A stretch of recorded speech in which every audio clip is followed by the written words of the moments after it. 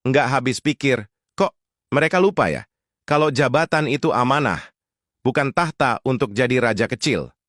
Ironisnya, saat rakyat makin susah, justru ada aja pejabat yang sibuk flexing kemewahan, merasa dirinya lebih tinggi dari masyarakat yang harusnya dilayanin. Pertanyaannya apa yang bikin mereka sampai merasa seperti raja kecil? Bagaimana sikap Prabowo menghadapi arogansi semacam ini? Dan kenapa akhirnya rakyat memilih meledak?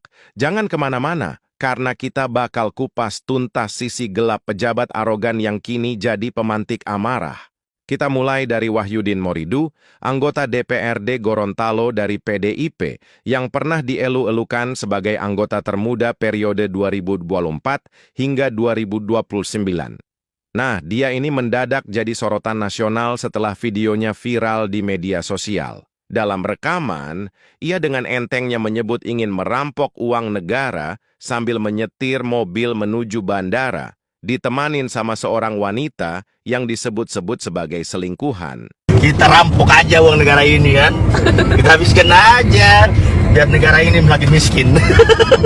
Tak berhenti di situ, terungkap pula bahwa Wahyudin dalam kondisi mabuk setelah mengonsumsi minuman keras. Ucapan arogan itu dianggap mencerminkan mentalitas pejabat yang merasa kebal aturan dan lupa bahwa dirinya itu dipilih untuk melayani rakyat, bukan mempermalukan institusi.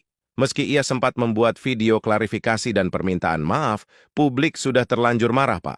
Gelombang kemarahan meluas, menyoroti wajah asli arogansi birokrasi yang seringkali mengabaikan penderitaan rakyat. PDIP pun bertindak cepat dengan memecat Wahyudin serta menyiapkan proses pergantian antar waktu. Namun kasus ini terlanjur menjadi simbol bagaimana pejabat bisa sekejap berubah menjadi raja kecil yang melukai kepercayaan publik. Tak berhenti di situ, KPK ikut turun tangan. Dari penelusuran LHKPN terungkap bahwa harta Wahyudin justru tercatat minus sejak 2019, padahal saat menjadi caleg 2018, ia melaporkan asetnya itu sebesar 635 juta rupiah yang terdiri dari tanah warisan, mobil Toyota Fortuner, serta tabungan 35 juta rupiah. Kondisi keuangan yang jomplang ini semakin memicu tanda tanya publik. Mengapa politisi yang hartanya bermasalah justru berani bicara soal merampok uang negara? Pasca dipecat, Wahyudin justru tampil dengan kehidupan barunya yang kontras. Ia membagikan aktivitas terkini sebagai pedagang es batu. Transformasi ini membuat publik makin terbelah. Ada yang menganggapnya pantas menerima karma. Ada pula yang melihatnya sebagai pelajaran keras bagi para pejabat lain.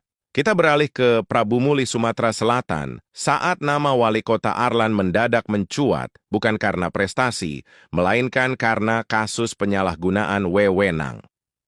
Wali kota Arlan, yang lahir dari partai politik besar, ini menunjukkan wajah arogansi birokrasi ketika anaknya yang masih SMP ditegur oleh kepala sekolah, Roni Ardiansyah, karena nekat membawa mobil ke sekolah. Bukannya mendukung aturan, sang wali kota ini justru marah besar.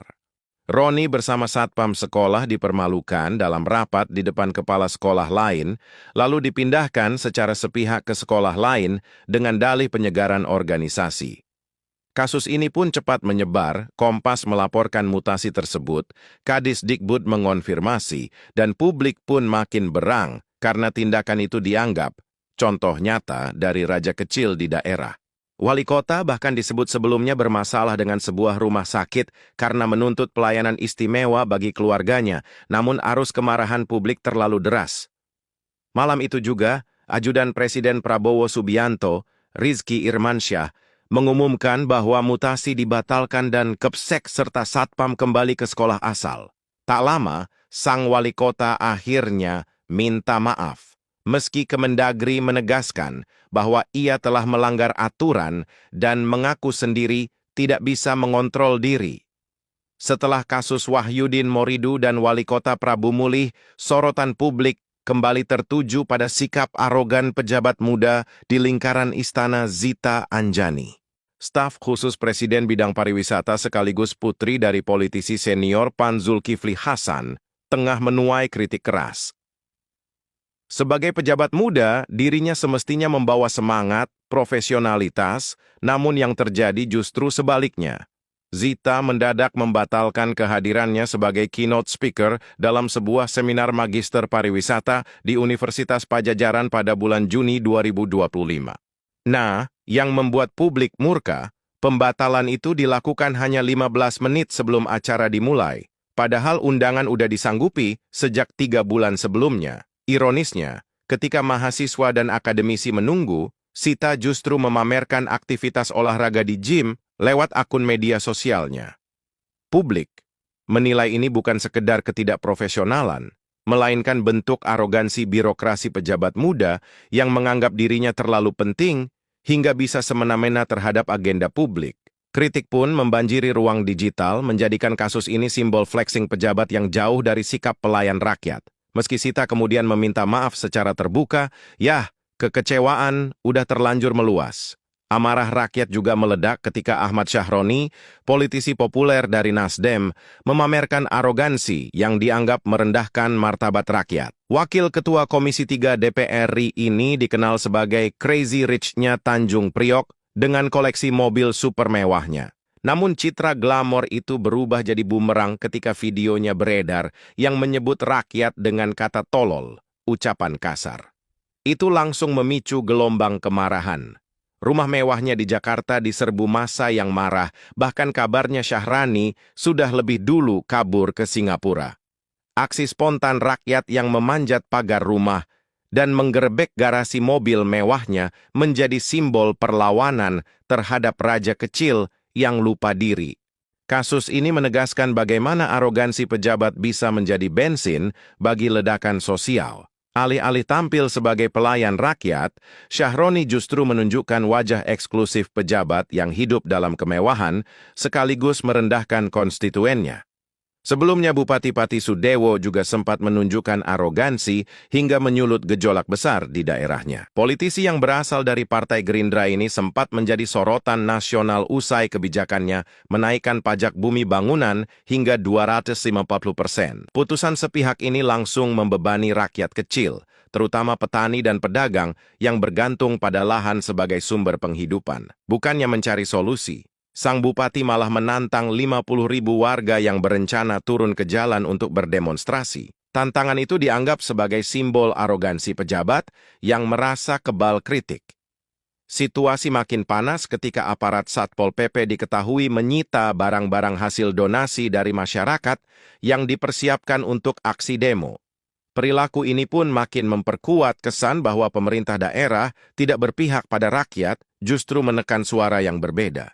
Selanjutnya ada Satrio Sumantri, Brojonegoro, Menteri Pendidikan Tinggi, Sains dan Teknologi, yang sempat viral setelah dituding bersikap arogan bahkan kasar kepada para pegawai di lingkungannya. Politikus yang seharusnya mengemban amanah besar dalam memajukan pendidikan tinggi dan riset Indonesia itu justru memperlihatkan gaya kepemimpinan otoriter yang menekan bawahannya. Aksi protes pun terbuka pecah pada hari Senin ketika puluhan pegawai menggelar demonstrasi di depan kantor kementerian di kawasan Senayan, Jakarta. Mereka membawa spanduk dengan tulisan menyentuh Pak Presiden, selamatkan kami dari menteri pemarah, suka main tampar dan main pecat. Keluhan itu makin menguat setelah beredarnya rekaman suara berdurasi 3 menit 20 detik, diduga berisi momen saat Menteri Satrio menampar seorang pegawai di rumah dinasnya di Widya Chandra.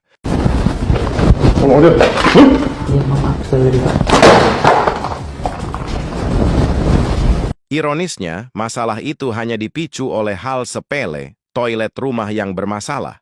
Suara gebrakan keras dan rintihan rekaman membuat publik kian geram. Dampaknya jelas, kepercayaan terhadap Kemendikti Saintek tercoreng. Dunia pendidikan yang seharusnya menjadi ruang dialog dan pembentukan karakter justru dipimpin sosok yang dituding mengandalkan amarah dan kekerasan. Menanggapi kegaduhan ini, Presiden Prabowo turun tangan.